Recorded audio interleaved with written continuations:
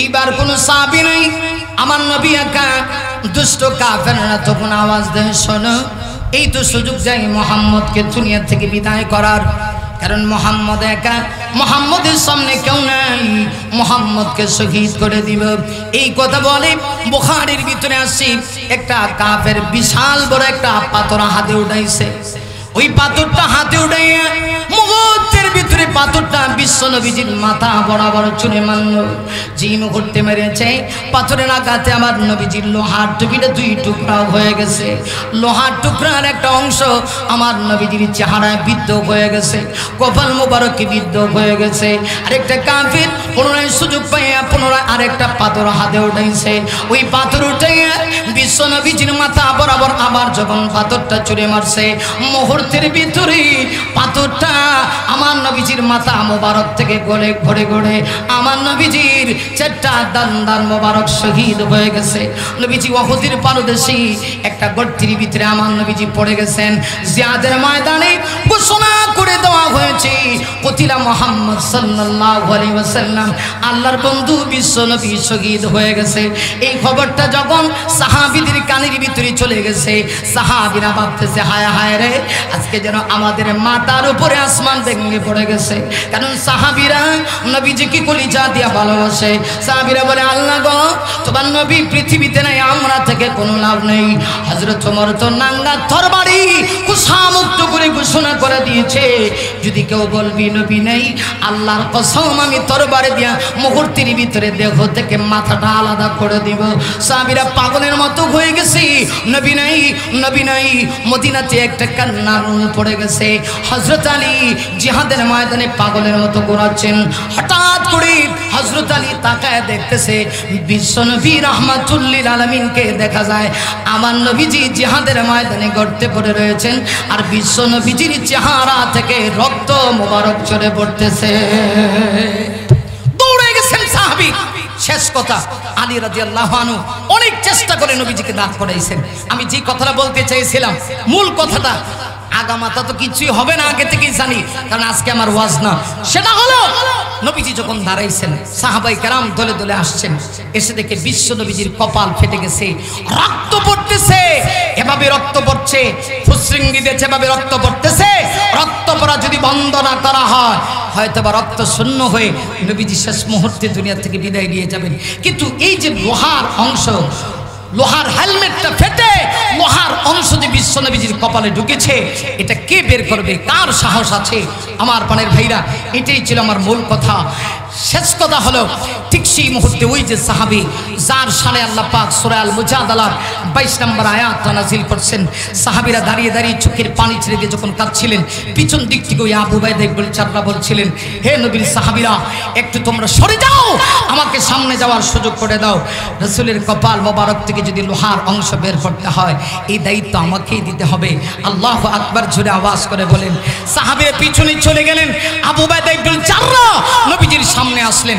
বুখারীতে এসেছে, সামনে এসে তার সামনের চারটা দাঁত একত্রিত করে সজোরে একটা টান দিলেন।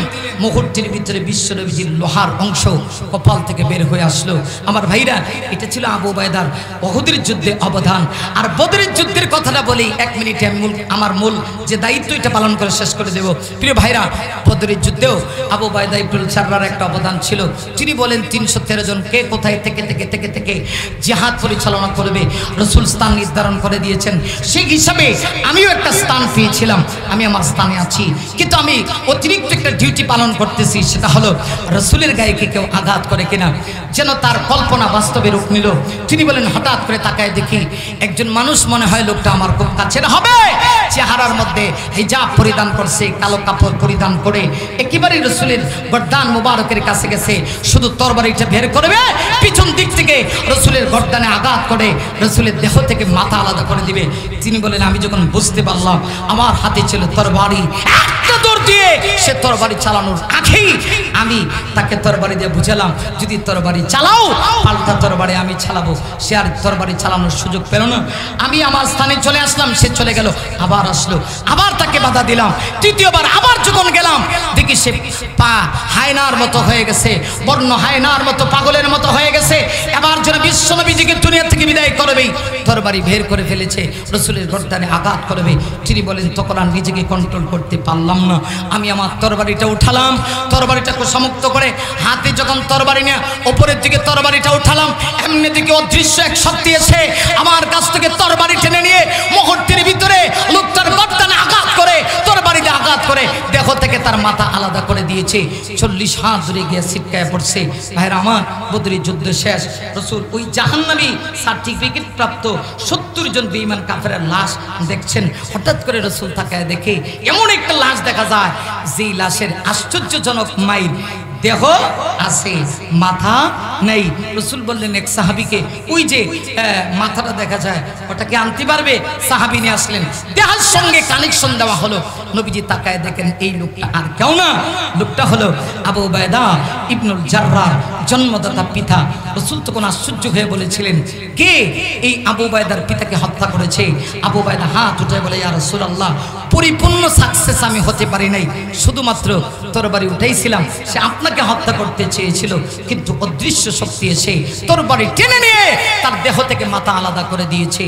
বালাগাল উলা বিকামালিহি কাশাফাদ দুজা বিজামালিহি হাসুনাত জামিউ খিসালিহি সাল্লু আলাইহি ওয়া আলিহি।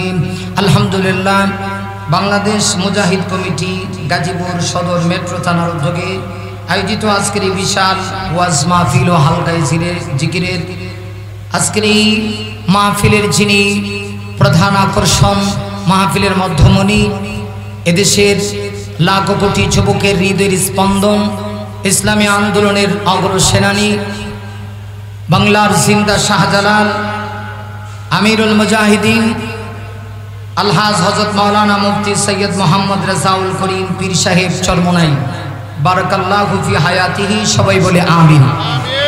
আজকের এই মাহফিলে যিনি প্রধান অতিথি, গাজীপুরবাসীর প্রিয় নেতা, আপনার আমার আপন মানুষ, গাজীপুরের আলেম বান্ধব একজন নেতা, আলহাজ মোহাম্মদ আব্দুল হান্নান মিয়া হান্নু সাহেব, কাউন্সিলর 26 নং ওয়ার্ড, গাজীপুর সিটি কর্পোরেশন। মাহফিলের সম্মানিত সভাপতি, এলাকার বিশিষ্ট আলেমে দ্বীন, বিশিষ্ট ইসলামী চিন্তাবিদ আলহাজ মুফতি আব্দুল মান্নান সাহেব দামাত বারাকাতুহুম, এবং আজকে এই মাহফিলের অন্যতম একজন ব্যক্তিত্ব, যিনি আলোচক হিসাবে ছিলেন, আপনারা আমার সবার পরিচিত আলহাজ হযরত মাওলানা হাবিবুর রহমান মিয়াজি, সহকারী সাধারণ সম্পাদক জাতীয় উলামা মাশায়েখ ও আইম্মা পরিষদ সহ ওয়াজিবুল ইহতারাম হযরত উলামায়ে কেরাম, সমবেত সম্মুখপ্রাণী দিনদার ইমানদার মুমিন মুসলমান ভাইরা, বুড়া বাবারা, মাইকের আওয়াজ যত দূর পর্যন্ত গিয়ে বসতেছে, পর্দানিসীন পরম সদ্দিয়া সম্মানিতা আবেদা সালেহা অবলা সরলা আমার মা ও বোন, মাহফিলের শুরুতেই মহান আল্লাহর দরবারে লাখ কোটি শুকরিয়া আদায় করছি। মহান আল্লাহ, সুন্দর একটা পরিবেশ, আমার এই দেশে দ্বিতীয় স্বাধীনতার পরে বলা যেতে পারে আজকের এই সুন্দর আয়োজন, ঠিক কিনা? আরো জোরে আওয়াজ করে বলতে হবে, ঠিক কিনা? আমার ভাইরা, সময় খুব কম, আসলে এই মাহফিলে আমি কোনো অতিথিও না, কোনো বক্তাও না। আজকে কথা বলবেন মাহফিলের যিনি মধ্যমণি, প্রধান অতিথি, ইসলামী আন্দোলনের সংগ্রামী আমির, আমিরুল মুজাহিদিন হযরত পীর সাহেব হুজুর চরমনাই, তিনি আপনাদের সামনে গুরুত্বপূর্ণ নসিহত পেশ করবেন। এর আগে শুধুমাত্র একটু সময় আমি আপনাদেরকে নিয়ে, সর্বোচ্চ হলে আধা ঘন্টা, সব মিলিয়ে আমার টাইমই 45 মিনিট, এর ভিতরে আবার আবদার আছে। অথবা আমি আপনাদের কাছে কোনো নতুন মুখ না, আপনারা সবাই আমাকে চিনেন, বলতে গেলে আমি আপনাদের ঘরের মানুষ। প্রবাদ বাক্য আছে, গড় কা মুরগির ডাইল বরাবর হে, গড়ের মুরগি হইল ডাইলের সমান, এটা যে কোনো জায়গায় লাগানো যায়। আর আমি নিজেকে খুব গৌরবান্বিত মনে করছি, আজকের এই মাহফিলে 2-4টা কথা বলার সুযোগ আমি পেয়েছি, এজন্য আমি নিজেকে ধন্য মনে করছি। আমার ভাইরা, এই মঞ্চগুলি অনেক দামি। আজকের যিনি প্রধান অতিথি, তিনি বাংলাদেশের একজন বিশিষ্ট ইসলামী চিন্তাবিদ, তিনি যেখানে যান হাজারো লাখো মানুষের সমাগম হয়, ওনারাই হচ্ছেন আমাদের দেশের সম্পদ। আজকে এমন এক সময় একত্রিত হয়েছি যখন গোটা পৃথিবীতে ইসলাম বিদ্বেষী শক্তিগুলি আন্তর্জাতিকভাবে ইসলামকে নিয়ে ষড়যন্ত্র করছে, ঠিক সেই মুহূর্তে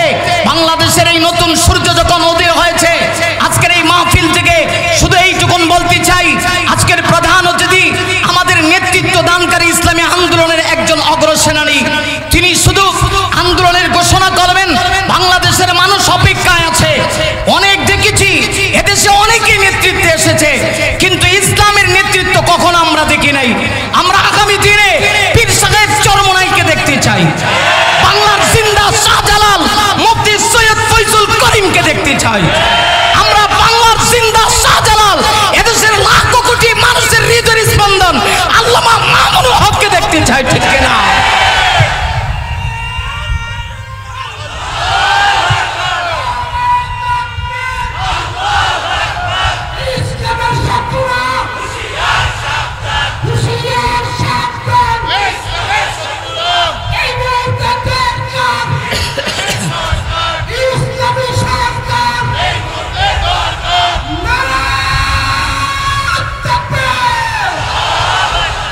মহতারাম হাজিরিন, সময় সংক্ষেপ, কথা অনেক লম্বা। সব কথা আজকে আমি বলবো না, সামান্য একটু বুলেটিনটা দিয়ে গেলাম। বাকি যিনি প্রধান অতিথি ইনশাআল্লাহ আপনাদের সামনে বিশ্বাস হুজুর বলবেন।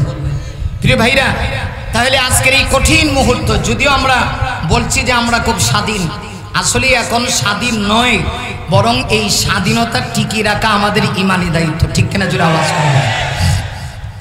আমি আপনাদের সামনে পবিত্র কোরআন শরীফের সূরা আল মুজাদালা থেকে 22 নম্বর আয়াত কারিমার অংশ বিশেষ আপনাদের সামনে তেলাওয়াত করেছি। কোনো কথা নয়, ভূমিকা নয়, লম্বা ছোড়া কথা বলার সুযোগ তো অবশ্যই নেই। সরাসরি আয়াতকে সামনে রেখে, আয়াতের অংশটাকে সামনে রেখে কিছু কথা বলতে চাই। আল্লাহ রাব্বুল আলামিন আমার তেলাওয়াতকৃত সূরা আল মুজাদালার 22 নম্বর আয়াতের ভিতরে আল্লাহ রাব্বুল আলামিন বলেন, লা তাজিদু কওমান, আল্লাহ পাক বলছেন, হে রাসূল, জমিনে আপনি এমন কোন সম্প্রদায়ের লোক পাবেন না যেই সম্প্রদায়ের লোকেরা ইউমিনুনা বিল্লাহ, আল্লাহর প্রতি ঈমান এনেছে, ওয়াল ইয়াউমিল আখির, পরকালের প্রতি বিশ্বাস স্থাপন করেছে, আখিরাতের প্রতি বিশ্বাস স্থাপন করেছে। যারা পরকাল বিশ্বাস করে, আখিরাত বিশ্বাস স্থাপন করে, আল্লাহর প্রতি যারা ঈমান এনেছে, ওই সমস্ত সম্প্রদায়ের লোকদের সামনে যদি ইউবাদুনা মান হাদাল্লাহ ওয়া রাসূলাহ, আল্লাহ রাব্বুল আলামিন বলেন, যদি তাদের সামনে আল্লাহ এবং তার রাসূলের বিরুদ্ধাচরণ করা হয়, এবার আল্লাহ পাক নিজেই বলছেন, বিরুদ্ধাচরণকারী যদি ওয়ালাউ কানু আবাহুম, তাদের নিজের বাবাও হয়, অথবা আবনাহুম, সেই মানুষগুলো ঈমান এনেছে আল্লাহর প্রতি, পরকাল বিশ্বাস স্থাপন করেছে, এই মানুষগুলির কোয়ালিটি কি হবে? আল্লাহ পাক বলছেন, দেখা গেছে পিতার সামনে সন্তান, যে সন্তান ঈমান এনেছে, যদি ওই পিতা ইসলামের বিরুদ্ধে বলে, আল্লাহ পাক বলছেন ওই ঈমানদার তার সন্তানকে ছাড়বে না, পিতা তার ছেলেকে ছাড়বে না, কারণ ঈমানের ব্যাপারে কোনো আপোষ নাই। আরো আস্তে আস্তে, আরো জোরে কান। ঈমান এমন এক জিনিস, আমার আপন ভাই যদি ইসলামের বিরুদ্ধে কথা বলে, তার সাথেও আমার কোনো আপোষ, আও ইখওয়ানাহুম, অথবা আল্লাহ পাক বলছেন আও আশিরাতাহুম, নিকট আত্মীয় যদি হয়, আর আপনি যদি ঈমানদার হন, আমার আত্মীয় যদি কোরআন সুন্নাহর বিরুদ্ধে কিছু বলে, তার সঙ্গে আপোষ করা যাবে না। জ্বলন্ত প্রমাণ এই আয়াতি কারিমাটা যে সাহাবীর শানে নাজিল হয়েছে, সংক্ষেপে শানে নজুল বলি, এটা বলেই আমার কথা শেষ। আসলে তাফসিরের দিকে যাব না, মূল কথাটা বলেই ইনশাআল্লাহ যথা টাইমে আমি কথা শেষ করব, কারণ আমি আজকে কোনো বক্তা না, জাস্ট আপনাদের সঙ্গে একটু মুযাকারা করতেছি। এই আয়াতি কারিমাটা নাজিল হয়েছে বিশ্ব নবীজির একজন সাহাবীকে কেন্দ্র করে, যে সাহাবীর নাম ছিল হযরতে আবু উবাইদা ইবনুল জাররাহ রাদিয়াল্লাহু তাআলা আনহু। আপনারা যদি আশারায়ে মুবাশশারা, জান্নাতের সুসংবাদ প্রাপ্ত 10 জন সাহাবীর সিরিয়াল দেখেন, তাহলে সর্বশেষ আল্লাহ নবীজি পৃথিবীতে যে 10 জন সাহাবীকে জান্নাতের সুসংবাদ দিয়েছিলেন, সর্বশেষ সিরিয়ালে যে সাহাবীর নাম আসবে, এই সাহাবীর নামই হলো হযরতে আবু উবাইদা ইবনুল জাররাহ রাদিয়াল্লাহু আনহু। আল্লাহু আকবার জোরে বলেন। যেই সাহাবীকে কেন্দ্র করে আল্লাহ আয়াত কারিমাটা নাযিল করেছেন, তিনি ইসলামের জন্য নিজের বাবাকে ত্যাগ করেছেন, নিজের বাবাকে নিজের হাত দিয়ে কতল করেছেন, হত্যা করেছেন। কিভাবে একটু খেয়াল করেন। আপনারা সবাই জানেন ইসলামের ইতিহাসে ঐতিহাসিক 2টি যুদ্ধ হয়েছে, এর ভিতরে একটা যুদ্ধের নাম হলো বদরের যুদ্ধ। কোন যুদ্ধ? একটু জোরে বলেন।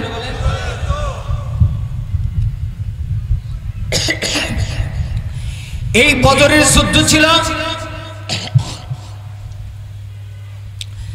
ইসলামের ইতিহাসের প্রথম যুদ্ধ। বদরের যুদ্ধের ঠিক 1 বছর পরে আরেকটা যুদ্ধ সংগঠিত হয়েছিল, বলতে পারেনি যুদ্ধের নাম কি, কেউ জানেন? এটার নাম হলো উহুদের যুদ্ধ। আরে মুসলমান, সব জানি, এইগুলি আমরা জানি না। সংক্ষেপ করে বুঝুন, বদরের যুদ্ধে মার্কা মারা 70 জন বেঈমান কাফের জাহান্নামের টিকিট পেয়েছিল। জাহান্নামের টিকিট পেয়ে দুনিয়া থেকে বিদায় নিছে, পরাজিত হয়েছে। নাউজুবিল্লাহ, কে আগামী বছর কইবেন? আরেকটু আস্তে কন, আরেকটু জোরে কন। কয়জন? 70 জন মার্কা মারা বেঈমান কাফের জাহান্নামের টিকিট পেয়ে দুনিয়া থেকে বিদায় নিছিল। এদের প্রধান যে ছিল তার নাম বলতে পারেন মিস্টার আবু জাহিল্লা। নাম কি? আবু জাহিল্লা। বাইরা লক্ষ্য করে দেখুন, আবু জাহেল সহ তার সঙ্গ পঙ্গরা 70 জন বেঈমান কাফের জাহান্নামের টিকিট পেয়ে দুনিয়া থেকে বিদায় নিয়ে গেল। বিদায় নেওয়ার পরে তার ছেলা মুন্ডারা দুনিয়াতে রয়ে গেল। আজও পর্যন্ত আবু জাহেলের উত্তরসূরিরা আছে, কিয়ামত পর্যন্ত থাকবে, যুগে যুগে আবু জাহেল থাকবে। এই যুগেও ছিল, কিন্তু যুগে যুগে আবু জাহেলরা পরাজিত হয়েছে। এই যুগেও আবু জাহেলের উত্তরসূরিরা পরাজিত হয়েছে। আর ইতিহাস বলে আগামী দিনেও যারা আবু জাহেলের উত্তরসূরি হবে এরা পরাজিত হবে। শুধু পরাজিত হবে তা না, দেশ ছেড়ে বেগে পলায়ন করতে বাধ্য হবে। ঠিক কিনা জোরে বলে ভাই আমার। আবু জাহেল দুনিয়া থেকে চলে যাওয়ার পরেও তার সঙ্গ পঙ্গরা দুনিয়াতে রয়ে গেল। এদের তো জ্বালা মিটে নাই। আপনারা কি ভাবছেন যারা পরাজিত বাহিনী এরা মনে হয় খুব আরামে আছে, নাকি এদের মাথা গরম? আরো আসতে গরম, মাথা পুরা গরম। আপনি আমি ভাবতেছি মনে হয় এইভাবেই মনে হয় স্বাধীনতা পেয়েছি, এইভাবে চললেই মনে হয় স্বাধীনতা রক্ষা করতে পারবো। এখন সময় এসেছে হক্কানি সকল আলেমকে এক হতে হবে। আর একে অপরের পিছনে লেগে কোনো লাভ নাই। আর না হয় সামনের দিন কঠিন বিপদ অপেক্ষা করতেছে। ঠিক কিনা জোরে আওয়াজ করে বলে। আবু জাহেলের সেই পরাজিত বাহিনীরা আবার সেই বদরের যুদ্ধে 1 বছর পরে, বদরের যুদ্ধের 1 বছর পরে তারা আবার রওনা হয়েছে উহুদের ময়দানের দিকে। উদ্দেশ্য কি? নবী এবং নবীর ইসলামকে চিরতরে দুনিয়া থেকে খতম করে দিবে, আল্লাহ নবীকে শহীদ করে দিবে, ইসলামের আওয়াজকে বন্ধ করে দিবে। এই উদ্দেশ্য নিয়ে বদরের যুদ্ধের ঠিক 1 বছর পরে ওরা আবার উহুদের প্রান্তরের দিকে রওনা করেছে। কিন্তু এটা আল্লাহর হাবিবকে তারা জানায়ও নাই। বুখারীতে এসেছে, আল্লাহর রাসূল যখন জানতে পারলেন নবীজি সাথে সাথে ওদের সাথে মোকাবেলা করার জন্য 1000-এর একটা বাহিনী আল্লাহ নবীজি তৈরি করলেন। সুবহানাল্লাহ। ভাইরা আমার, আল্লাহ নবীজি ওদের সাথে মোকাবেলা করার জন্য বিশ্ব নবীজি 1000-এর বাহিনী আমার নবীজি তৈরি করলেন। ঘটনাক্রমে দেখা গেল এই 1000-এর ভিতরে 300 জন ছিল মুনাফিক।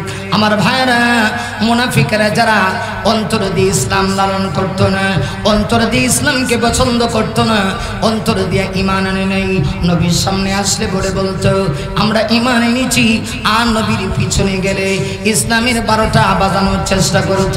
আমার ভাইরা, আল্লাহ নবীজি যখন শুনতে পারলেন, আমার ভাইরা ওই বদরের পরাজিত বাহিনী আবার উহুদের প্রান্তরের দিকে রওনা করেছে। বিশ্বনবীজি 1000-এর বাহিনী তৈরি করলেন, রওনা হয়ে গেলেন। 300 জন ছিল মুনাফিক, মুনাফিক সহ যখন রওনা হয়ে গেলেন, মুনাফিকেরা রাস্তায় যাওয়ার সঙ্গে সঙ্গে ইহুদি খ্রিস্টানেরা মুনাফিকদের কানের ভিতরে কি যেন প্রবচনা ঢুকা দিয়েছে। ভাইরা আমার, যেই মুহূর্তে মুনাফিকদের কানের ভিতরে ইহুদি খ্রিস্টানেরা প্রবচনা ঢুকা দিয়েছি, এমনিতেই মুনাফিকেরা আর সামনে যাইতে চায় না।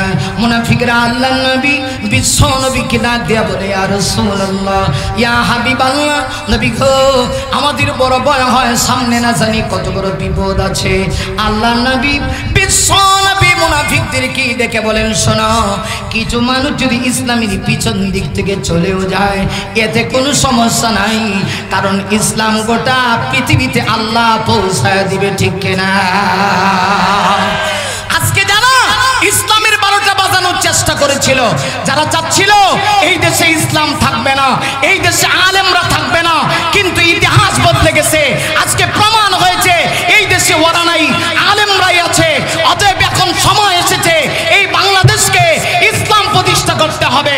আমরা তো নির্দ্বিধায় বলতে পারি, ইসলামের যে গণজাগরণ সৃষ্টি হয়েছে, যেভাবে কোরআনের মাহফিলে পঙ্গপালের নেই মানুষ ছুটে আসছে, এতে প্রমাণ হয় আগামী দিনের বাংলাদেশ, কোরআনের বাংলাদেশ, আগামী দিনের বাংলাদেশ, ইসলামের বাংলাদেশ। ইসলাম চিন্তা করার জন্য প্রয়োজনে যদি আবারও শাহাদাতের তামান্না নিয়ে মাঠে নামতে হয়, কারা কারা প্রস্তুত আছি? দুইটা হাত টান টান করে আল্লাহকে দেখা।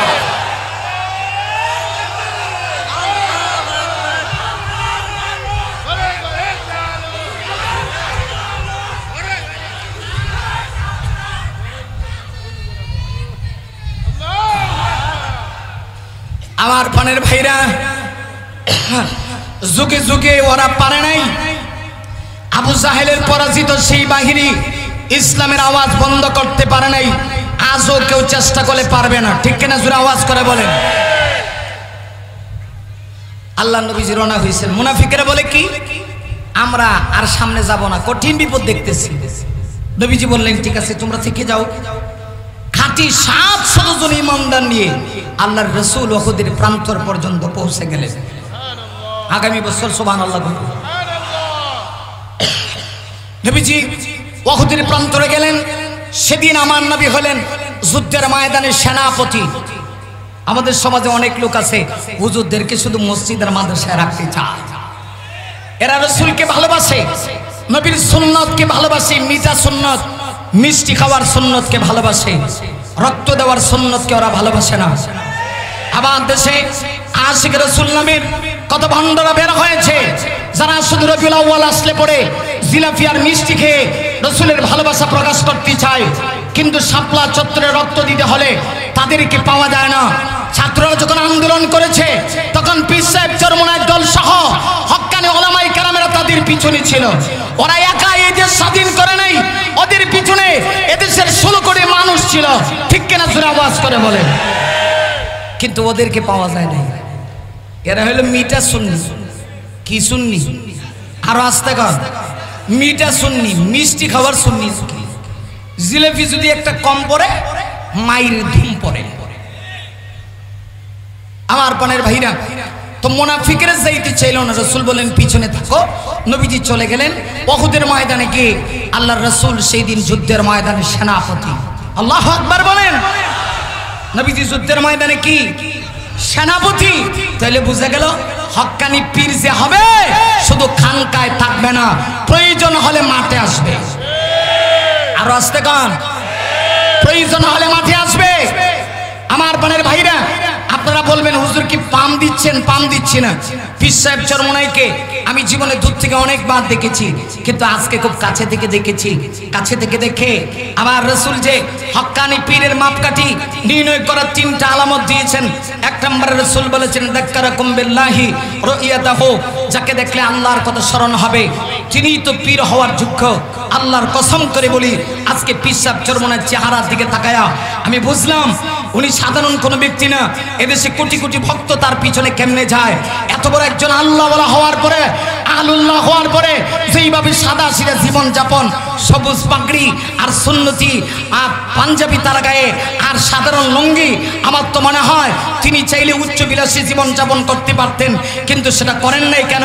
আমার রাসূলের এটা সুন্নত না। অতএব বোঝা গেল যে শুধুমাত্র খানকায় থাকে, বাবার নামে গাঞ্জা আর ফলকি টানে, ওরা পীর হতে পারে না। এরা হলো বন্ধ। কথা কোন ঠিক না বেঠিক?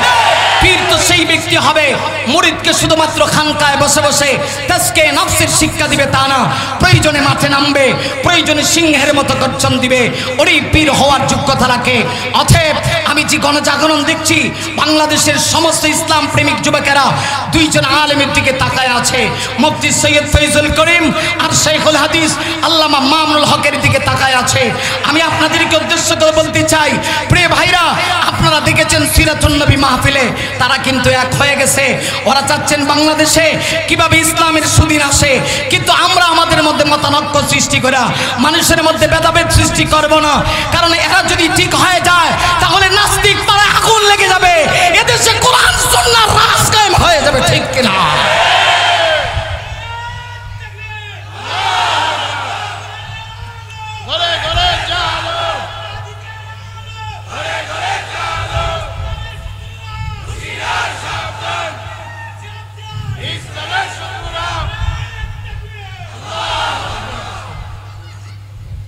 আমার বোনের ভাইরা, বিশ্ব নবীজি জিহাদের ময়দানে গেলেন, নবী হলেন সেনাপতি। নবীজি সেই দিন সেনাপতি হিসাবে, সেনাপতির কৌশল ছিল, আল্লাহ নবীজি তার মাথায় লোহার টুপি পরিধান করলেন। যেই নবী রহমতের নবী মাথায় লাগিয়েছেন লোহার টুপি, তাহলে বোঝা যায় হুজুররা কখনো নরম হবে, কখনো আবার গরম হবে, ঠিক কিনা? জোরে আওয়াজ করে। এটি হলো ইসলামের শিক্ষা। আমার নবীজি জিহাদের ময়দানে লোহার টুপি পরিধান করে 700 জন খাঁটি ইমানদার সাহাবীদেরকে দুই দলে বিভক্ত করলেন। এদের ভিতরে কিছু সংখ্যক সাহাবীরা ছিল যারা তীরন্দাজ, তীর ধনুক চালাইতে সক্ষম, তীর ধনুক চালানোর অভিজ্ঞতা ছিল। আল্লাহ নবীজি 700 জন খাঁটি ইমানদার সাহাবীদের ভিতরে করে করে 50 জন তীরন্দাজ সাহাবীকে আল্লাহর রাসূল আলাদা করলেন। করে নবীজি আমার বললেন, শোনো, আজকের জিহাদের ময়দানে উহুদ প্রান্তরে তোমাদের ভূমিকা থাকবে সবচেয়ে বেশি। উহুদের প্রান্তরে রোমা পাহাড়ের চূড়ায় ছোট্ট একটা গলিপথ আছে, সরপথ আছে, সেদিক থেকে শত্রু বাহিনী আক্রমণ করতে পারে, সেখানে তোমরা দাঁড়িয়ে দায়িত্ব পালন করবে। বাকি ছিল 650 জন সাহাবী। নবীজি জিহাদের ময়দানে তাদেরকে স্থান নির্ধারণ করে দিলেন, কে কোথায় থেকে থেকে থেকে থেকে বেঈমানদের সঙ্গে মোকাবেলা করবে। কিছুক্ষণের ভিতরেই রণাঙ্গনে জিহাদ যখন শুরু হইল, ফলাফল হইল প্রাথমিক পর্যায়ে মুসলমানেরা বাতিলকে পরাজিত করছে, কাফেরেরা মাঠ ছেড়ে পলায়ন করতে বাধ্য হয়ে গেছে। জুড়ে বলি সুবহানাল্লাহ। লক্ষ্য করে দেখুন, আল্লাহ নবীজি প্রাথমিক পর্যায়ে রাসূল যখন ঘোষণা দিলেন জিহাদ শুরু হয়ে গেল, মুসলমানেরা বীর বিক্রমের মতো বেঈমানদের উপরে ঝাঁপিয়ে পড়ল, বেঈমানেরা মাঠ ছেড়ে পলায়ন করলো, বিজয়ী চলে আসলো। আল্লাহ নবীজি ওই যে তীরন্দাজ 50 জন সাহাবী ছিল, নবীজি তাদেরকে বলে দিলেন, সাবধান, তোমরা কিন্তু স্থান ছাড়বা না, বিজয়ের খবর শুনলেও স্থান ছাড়বা না, পরাজিত হইলেও স্থান ছাড়বা না। কারণ যদি স্থান ছেড়ে দাও, হঠাৎ করে অতর্কিতভাবে বেঈমানেরা ঝাঁপিয়ে পড়তে পারে। বিজয়ের খবরটা যখন তাদের কান পর্যন্ত পৌঁছে গেল, তারা চিন্তা করে, তাহলে আমরা এখানে থেকে আর কি লাভ, আমরাও মাঠের ভিতরে ঢুকে যাই, আমরা মাঠে ঢুকি গনিমতের মাল অর্জন করি। আমার ভাইয়ারা, গনিমতের মাল, বেঈমানেরা সেই মালটা সত্যি পরাজিত হয়ে মাঠে রেখে গেছে। ইসলাম শরীয়তের ভাষায় মালটাকে বলা হয় গনিমতের মাল। ওই মালের মহব্বত ঢুকে গেছে।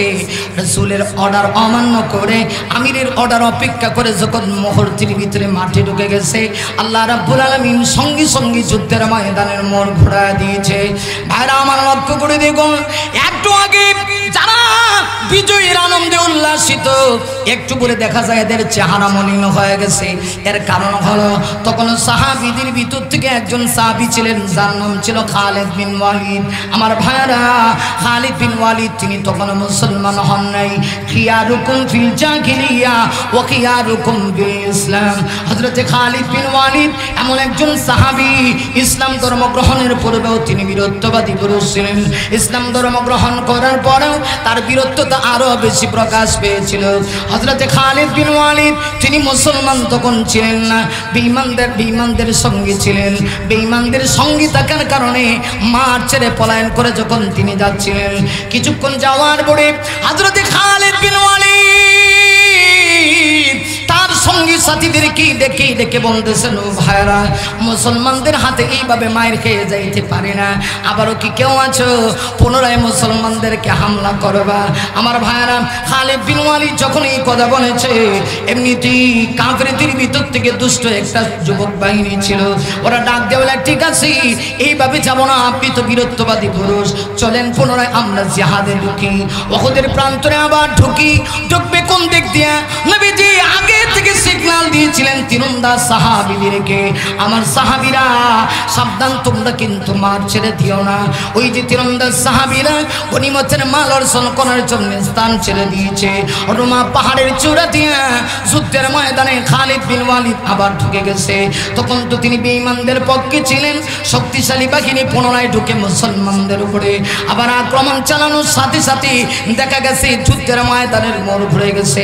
অবস্থা এমন হয়েছে জিহাদের ময়দানে কে কাকে মারে সেটা পর্যন্ত বলতে পারে না। শেষ পর্যন্ত বেঈমানের আওয়াজ দিয়া ডাক দিয়া বলতেছে, শোনো, এইভাবে ইসলামের বাতি ধ্বংস করা যাবে না। যদি ইসলাম ধ্বংস করতে হয় মুহাম্মদ সাল্লাল্লাহু আলাইহি ওয়াসাল্লামকে শহীদ করে দিতে হবে। নাউজুবিল্লাহ। বলে এইভাবে ইসলামের বাতি নিবানো যাবে না। যদি ইসলামকে ধ্বংস করতে হয় মুহাম্মদ সাল্লাল্লাহু আলাইহি ওয়াসাল্লামকে শহীদ করতে হবে। কোথায় মুহাম্মদ সাল্লাল্লাহু আলাইহি ওয়াসাল্লাম তালাশ করো। আমার বোনের ভাইরা, আমি আপনাদের কাছে জানতে চাই, সাহাবীরা কি নবীকে আপনার আমার মতো ভালোবাসে নাকি কলিজা দিয়ে ভালোবাসে? শুধু কি মুখ দিয়ে নাকি? সাহাবায়ে কেরাম যখন বুঝতে পারলেন দুষ্ট বাহিনী আমার রাসূলকে দুনিয়া থেকে বিদায় করে দিবে, সঙ্গে সঙ্গে সাহাবীদের ছোট্ট একটা কাফেলা চতুর্দিকে আল্লাহর হাবিবের ইজ্জত রক্ষা করার জন্য ঘেরাও করে ফেলেছে। 10 জনের সেই কাফেলার প্রধান ছিলেন হযরত তালহা রাদিয়াল্লাহু আনহু। তালহা রাদিয়াল্লাহু আনহু বেঈমানদেরকে স্পষ্ট ভাষায় জানিয়ে দিলেন, হে বেঈমানের দল, তোমরা কি মনে করেছো এক বিন্দু রক্ত থাকা অবস্থায় আমাদের নবীর গায়ে তোমরা আঘাত করবা? ও মিয়া, সাহাবীরা নবীকে কেন ভালোবাসবে না? নবী তো এমন নেতা ছিলেন নিজের জীবন দিয়ে তার কর্মীর দিকে লক্ষ্য করেছেন। কিন্তু আমার দেশের কত নেতা নিজের জীবন বাঁচানোর জন্য কর্মীকে রেখেই ওরা অনেক সময় পালায় যায়। এইটা হলো নেতার অবস্থা। কিন্তু আমার নবী কেমন নেতা, আর সাহাবায়ে কেরাম কিভাবে নবীকে ভালোবাসে? আল্লাহু আকবার। 10 জনের কাফেলার এই জামাতের প্রধান হযরত তালহা রাদিয়াল্লাহু আনহু ঘোষণা দিলেন, হে কাফেরের দলেরা, আমাদের গায়ে এক বিন্দু রক্ত থাকা অবস্থায় নবীর গায়ে তোমরা আঘাত করতে পারবে না। ঘেরাও করে ফেলছেন। কাফেররা বুঝতে পারছে নবীজির গায়ে ডাইরেক্ট আঘাত করেন যেত না। কার গায়ে আঘাত করবো? সাহাবীদের গায়ে। সর্বপ্রথম টার্গেট করছে হযরত তালহা রাদিয়াল্লাহু আনহুকে টার্গেট করে একের পর এক তীর আর বল্লম ছুটতে শুরু করছে। বিষাক্ত তীর আর বল্লমের আঘাতে হযরতে তালহা ক্ষত বিক্ষত হয়ে গেছে। শরীরের চেহারার অবস্থা এমন হয়েছে মনে হয় যেন চাউলের চালনির মতো হয়ে গেছে। 80 থেকে 82টা আঘাত বিদ্ধ হয়েছে হযরত তালহা। তারপরেও নবীজির গায়ে আঘাত করতে দেয় না, বাতিলের সামনে ঢাল হয়ে দাঁড়ায় আছে। জোরে বলি সুবহানাল্লাহ। আমার ভাইরা, হযরতে তালহা শেষ পর্যন্ত তিনি বুঝতে পারলেন আর বেশিক্ষণ তিনি দুনিয়াতে বাঁচবেন না। তিনি আল্লাহ তৈরি জান্নাতের মেহমান হয়ে যাবেন। হযরত তালহা এমনিতেই সঙ্গী সাথীদেরকে ডাক দিয়া বলেন, ওরে সঙ্গী সাথীরা শোনো, আমার নাকের ভিতরে আমি জান্নাতের সুঘ্রাণ পাচ্ছি। আমার মনে হয় আর বেশিক্ষণ আমি দুনিয়াতে বাঁচব না, অল্প কিছুক্ষণের ভিতরে আমি শহীদ হয়ে যাব। তবে শোনো, তোমাদের কাছে আমি নবীর ইজ্জত আমানত রেখে গেলাম, যতক্ষণ পর্যন্ত তোমাদের দেহের ভিতরে এক বিন্দু রক্ত থাকবে ততক্ষণ যেন আমার নবীর গায়ে কোনো বেঈমান ফুলের ছিটা দিতে না পারে। প্রিয় ভাইরা আমার, তিনি শহীদ হয়ে গেলেন। সংক্ষেপ করে 2-3 মিনিটের ভিতরে কথা শেষ করে দিচ্ছি। টাইম শেষ না?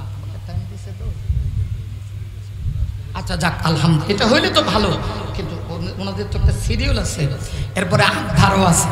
সব মিলিয়ে আমি ইচ্ছে করে লম্বা করতে চাই না, কারণ হযরত জি পীর সাহেব হুজুর কথা বলবেন, আমাদের কথার চাইতে ওনাদের কথার দাম অনেক বেশি। ঠিক কিনা? জোরে আওয়াজ করে বলেন। প্রিয় ভাইরা আমার, একটু খেয়াল করে, হযরত তালহা রাদিয়াল্লাহু তাআলা শহীদ হয়ে গেলেন। রাসূলের সামনে ডানে বামে 9 জন সাহাবী ছিল, আরো 7 জন সাহাবীকে কাফেররা শহীদ করে দিয়েছে। মোট 8 জন সাহাবী শহীদ হয়ে গেছেন। এবার আছে কয়জন? আরো আসতে কষ্ট, আরো জোরে কান। 2 জন সাহাবী, একজন সাহাবীর নাম ছিল হযরত আবু দুজানা রাদিয়াল্লাহু তাআলা আনহু, আরেকজন সাহাবীর নাম ছিল হযরত কাতাদা রাদিয়াল্লাহু তাআলা আনহু। এই 2 জনের ভিতরে প্রতিযোগিতা লাগছে কে কার আগে নবীর জন্য শহীদ হবে। সুবহানাল্লাহ। আর আস্তে কোন সুবহানাল্লাহ। আশিকে রাসূল কারে বলা হয় চিন্তা করে। আর গাঞ্জা খায় বাবা আশিকে রাসূল, চিন্তা করছে। ভাইরা আমার, 2 জন সাহাবী হযরত কাতাদা, আরেকজন সাহাবীর নাম হলো আবু দুজানা। এই দুইজন সাহাবীর ভিতরে প্রতিযোগিতা আরম্ভ হয়ে গেছে, কে কার আগে শহীদ হবে। আমার ভাইরা, সর্বশেষ সিদ্ধান্ত হয়েছে হযরতে কাতাদা আগে শহীদ হবে। হযরত কাতাদা বেঈমানদেরকে উদ্দেশ্য করে বলেন, ওরে বেঈমানের দল, আসো তোমাদের সঙ্গে আমি মোকাবেলা করব। আমার দেখে যতক্ষণ পর্যন্ত রক্ত থাকবে আমার দ্বীনের নবীর গায়ে তোমরা আঘাত করতে পারবে না। এই কথা বলার সঙ্গে সঙ্গে হযরত কাতাদাকে টার্গেট করে বিষাক্ত তীর আর বল্লম ছুটতে শুরু করছে। আমার ভাইরা, একটা পর্যায়ে বিষাক্ত দুইটা তীর হযরত কাতাদার দুইটা চোখের ভিতরে ঢুকে গেল। যেই মুহূর্তে বিষাক্ত দুইটা তীর আমার আপনার নবী বিশ্ব নবীজির দুই চোখে ঢুকে গেছে, মুহূর্তের ভিতরে তীরের আঘাতে দুইটা চোখ শহীদ হয়ে জমিনে পড়ে গেছে। আমার নবীজি দৃশ্য দেখে নবীজি পর্যন্ত চোখের পানি ধরে রাখতে পারলেন না। আল্লাহর নবী ডেকে বলেন, কাতাদা দাও তোমার দুইটা চোখ আমি বিশ্ব নবীজির হাতে উঠায় দাও। সাহাবী বলেন, আমি যে মুহূর্তে বিশ্ব নবীজির হাতে আমার দুইটা চোখ উঠায় দিলাম, এমনি তাকায় দেখি নবীজি তার জিহ্বা মুবারক থেকে তুতু মুবারক লেপন করে আমার চোখের স্থানে দুইটা চোখ লাগায় দিয়েছেন। আমি তাকায় দেখি মুহূর্তের ভিতরে আমার চোখের পাওয়ার আগের চাইতে 1000 গুণ বেড়ে গেছে। কিন্তু তিনি তো শহীদ হবেন, আল্লাহ পাকের মানসা। এক পর্যায়ে তিনিও শহীদ হয়ে গেলেন। আছে কয়জন? একজন। আবু দুজানা নবীজির সামনে ডাল হয়ে দাঁড়ায় আছেন, সামনের দিক থেকে তীর আসতে পারে দাঁড়ায় আছেন। আবার চিন্তা করে পিছন দিক থেকে দুষ্ট কাফেররা তীর মারতে পারে, মুহূর্তের ভিতরে তিনি পিছনে চলে যান। আবার ডান দিক থেকে তীর আসতে পারে, এই চিন্তা করে তিনি আবার ডান দিকে চলে যান। আবার চিন্তা করেন বাম দিক থেকে তীর আসতে পারে, আবার বামে চলে যান। এভাবে গলা কাটা মুরগির মতো ছটফট করে করে রাসূলকে হেফাজত করে করে একটা পর্যায়ে তিনি শহীদ হয়ে গেলেন। বুঝে থাকলে বলেন, এবার আমার নবীর সামনে কি কোনো সাহাবী আছে? আর জোরে বলেন না। আমার নবীর সামনে এইবার কোনো সাহাবী নাই। আমার নবী একা। দুষ্ট কাফেররা তখন আওয়াজ দেয়, শোনো, এই তো সুযোগ যায় মুহাম্মদকে দুনিয়া থেকে বিদায় করার। কারণ মুহাম্মদ একা, মুহাম্মদের সামনে কেউ নাই, মুহাম্মদকে শহীদ করে দিব। এই কথা বলে বুখারীর ভিতরে আসি, একটা কাফের বিশাল বড় একটা পাথর হাতে উঠাইছে। ওই পাথরটা হাতে উঠাইয়া মুহূর্তের ভিতরে পাথরটা বিশ্ব নবীজির মাথা বরাবর চুনে মারল। যে মুহূর্তে মেরেছে পাথরের আঘাতে আমার নবীজির লোহার টুপিটা দুই টুকরা হয়ে গেছে। লোহার টুকরার একটা অংশ আমার নবীজির চেহারায় বিদ্ধ হয়ে গেছে, কপাল মোবারকে বিদ্ধ হয়ে গেছে। আরেকটা কাফির পুনরায় সুযোগ পাইয়া পুনরায় আরেকটা পাথর হাতে উঠাইছে। ওই পাথর উঠাইয়া বিশ্ব নবীজির মাথা বরাবর আবার যখন পাথরটা চুরে মারছে, মুহূর্তের ভিতরে পাথরটা আমার নবীজির মাথা মোবারক থেকে গলে ঘরে ঘরে আমার নবীজির চারটা দান মোবারক শহীদ হয়ে গেছে। নবীজি উহুদের পাদদেশে একটা গর্তের ভিতরে আমার নবীজি পড়ে গেছেন। জিহাদের ময়দানে ঘোষণা করে দেওয়া হয়েছে, কতিলা মুহাম্মদ সাল্লাল্লাহু আলাইহি ওয়াসাল্লাম, আল্লাহর বন্ধু বিশ্ব নবী শহীদ হয়ে গেছে। এই খবরটা যখন সাহাবীদের কানের ভিতরে চলে গেছে, সাহাবীরা ভাবতেছে, হায় হায় রে, আজকে যেন আমাদের মাথার উপরে আসমান ভেঙে পড়ে গেছে। কারণ সাহাবীরা নবীজিকে কলিজা দিয়া ভালোবাসে। সাহাবীরা বলে, আল্লাহ গো, তোমার নবী পৃথিবীতে নাই, আমরা থেকে কোনো লাভ নেই। হযরত ওমর তো নাঙ্গা তরবারি কুশামুক্ত করে ঘোষণা করে দিয়েছে, যদি কেউ বলবি নবী নেই, আল্লাহর কসম আমি তরবারি দিয়া মুহূর্তের ভিতরে দেহ থেকে মাথাটা আলাদা করে দিব। সাহাবীরা পাগলের মতো হয়ে গেছে, নবী নাই, নবী নাই।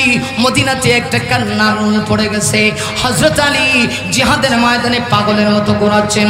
হঠাৎ করে হযরত আলী তাকায় দেখতেছে বিশ্ব নবী রাহমাতুল লিল আলামিনকে দেখা যায়। আমার নবীজি জিহাদের ময়দানে গর্তে পড়ে রয়েছেন, আর বিশ্ব নবীজির চেহারা থেকে রক্ত মোবারক ঝরে পড়তেছে। দৌড়ে গেছেন সাহাবী। শেষ কথা, আলী রাদিয়াল্লাহু আনহু অনেক চেষ্টা করে নবীজিকে দাঁড় করাইছেন। আমি যে কথাটা বলতে চাইছিলাম, মূল কথাটা, আগামাতা তো কিছুই হবে না, আগে থেকেই জানি, কারণ আজকে আমার ওয়াজ না। সেটা হলো নবীজি যখন দাঁড়াইছেন, সাহাবাই কেরাম দলে দলে আসছেন, এসে দেখে বিশ্ব নবীজির কপাল ফেটে গেছে, রক্ত পড়তেছে। এভাবে রক্ত পড়ছে, ফুসরিঙ্গিতে যেভাবে রক্ত পড়তেছে, রক্ত পড়া যদি বন্ধ না করা হয়, হয়তো বা রক্ত শূন্য হয়ে নবীজি শেষ মুহূর্তে দুনিয়া থেকে বিদায় নিয়ে যাবেন। কিন্তু এই যে লোহার অংশ, লোহার হেলমেটটা ফেটে লোহার অংশ যে বিশ্ব বিশ্বনবীজির কপালে ঢুকেছে, এটা কে বের করবে, কার সাহস আছে? আমার প্রাণের ভাইরা, এটাই ছিল আমার মূল কথা। শেষ কথা হলো, ঠিক সেই মুহূর্তে ওই যে সাহাবী যার শানে আল্লাহ পাক সূরা আল মুজাদালার 22 নম্বর আয়াত নাযিল করছেন, সাহাবীরা দাঁড়িয়ে দাঁড়িয়ে চোখের পানি ছেড়ে দিয়ে যখন কাঁদছিলেন, পিছন দিক থেকে ওই আবু উবাইদা ইবনে জাররাহ বলছিলেন, হে নবীর সাহাবীরা, একটু তোমরা সরে যাও, আমাকে সামনে যাওয়ার সুযোগ করে দাও। রাসূলের কপাল মোবারক থেকে যদি লোহার অংশ বের করতে হয়, এই দায়িত্ব আমাকেই দিতে হবে। আল্লাহু আকবার জোরে আওয়াজ করে বলেন। সাহাবীরা পিছনে চলে গেলেন, আবু উবাইদা ইবনে জাররাহ নবীজির সামনে আসলেন। বুখারীতে এসেছে, সামনে এসে তার সামনের চারটা দাঁত একত্রিত করে সজোরে একটা টান দিলেন, মুহূর্তের ভিতরে বিশ্বনবীজির লোহার অংশ কপাল থেকে বের হয়ে আসলো। আমার ভাইরা, এটা ছিল আবু উবাইদার উহুদের যুদ্ধে অবদান। আর বদরের যুদ্ধের কথাটা বলি, 1 মিনিটে আমি আমার মূল যে দায়িত্ব এটা পালন করে শেষ করে দেব। প্রিয় ভাইরা, বদরের যুদ্ধেও আবু উবাইদা ইবনে জাররাহর একটা অবদান ছিল। তিনি বলেন 313 জন কে কোথায় থেকে জিহাদ পরিচালনা করবে রাসূল স্থান নির্ধারণ করে দিয়েছেন। সেই হিসাবে আমিও একটা স্থান পেয়েছিলাম, আমি আমার স্থানে আছি, কিন্তু আমি অতিরিক্ত একটা ডিউটি পালন করতেছি, সেটা হলো রাসূলের গায়ে কেউ আঘাত করে কিনা, যেন তার কল্পনা বাস্তবে রূপ নিল। তিনি বলেন, হঠাৎ করে তাকায় দেখি একজন মানুষ, মনে হয় লোকটা আমার খুব কাছের হবে, চেহারার মধ্যে হিজাব পরিধান করছে, কালো কাপড় পরিধান করে একেবারে রাসূলের গর্দান মোবারকের কাছে গেছে, শুধু তরবারিটা বের করবে, পিছন দিক থেকে রাসূলের গর্দানে আঘাত করে রাসূলের দেহ থেকে মাথা আলাদা করে দিবে। তিনি বলেন, আমি যখন বুঝতে পারলাম আমার হাতে ছিল তরবারি, একটা দৌড় দিয়ে সে তরবারি চালানোর আগেই আমি তাকে তরবারি দিয়ে বুঝালাম, যদি তরবারি চালাও, পাল্টা তরবারি আমি চালাবো। সে আর তরবারি চালানোর সুযোগ পেল না। আমি আমার স্থানে চলে আসলাম, সে চলে গেল, আবার আসলো, আবার তাকে বাধা দিলাম। তৃতীয়বার আবার যখন গেলাম, দেখি সে পা হায়নার মতো হয়ে গেছে, বর্ণ হায়নার মতো, পাগলের মতো হয়ে গেছে। এবার যেন বিশ্বনবীজিকে দুনিয়া থেকে বিদায় করবেই, তরবারি বের করে ফেলেছে, রাসূলের গর্দানে আঘাত করবে। তিনি বলেন, তখন আর নিজেকে কন্ট্রোল করতে পারলাম না, আমি আমার তরবারিটা উঠালাম, তরবারিটাকে সমুক্ত করে হাতে যখন তরবারি নিয়ে উপরের দিকে তরবারিটা উঠালাম, এমনি দিকে অদৃশ্য এক শক্তি এসে আমার কাছ থেকে তরবারি টেনে নিয়ে মুহূর্তের ভিতরে লোকটার গর্দানে আঘাত করে, তরবারিতে আঘাত করে দেহ থেকে তার মাথা আলাদা করে দিয়েছে। 40 হাত ধরে গিয়ে ছিটকায় পড়ছে। ভাইরা আমার, বদরের যুদ্ধ শেষ, রাসূল ওই জাহান্নামী সার্টিফিকেট প্রাপ্ত 70 জন বেঈমান কাফেরের লাশ দেখছেন। হঠাৎ করে রাসূল তাকায় দেখে এমন একটা লাশ দেখা যায়, যেই লাশের আশ্চর্যজনক মাইর, দেহ আছে, মাথা নেই। রাসূল বললেন এক সাহাবীকে, ওই যে মাথাটা দেখা যায়, ওটাকে আনতে পারবে? সাহাবী নিয়ে আসলেন, দেহের সঙ্গে কানেকশন দেওয়া হলো। নবীজি তাকায় দেখেন, এই লোকটা আর কেউ না, লোকটা হলো আবু উবাইদা ইবনুল জাররাহ, জন্মদাতা পিতা।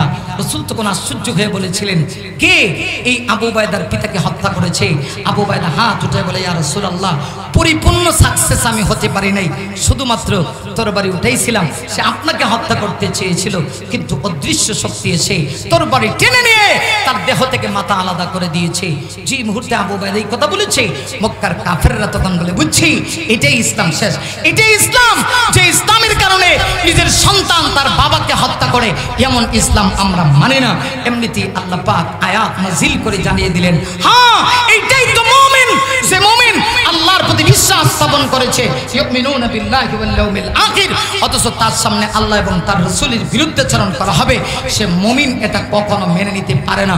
শেষ কথা একটাই, আজকের ময়দান থেকে দীপ্ত কণ্ঠে আপনাদের কাছ থেকে একটা আওয়াজ চাই, এই জমিনে যদি কোনো কুলাঙ্গার, কোনো নাস্তিক, কোনো বেঈমান, কোনো ব্লগার আমার রাসূলের বিরুদ্ধাচরণ করে, ওই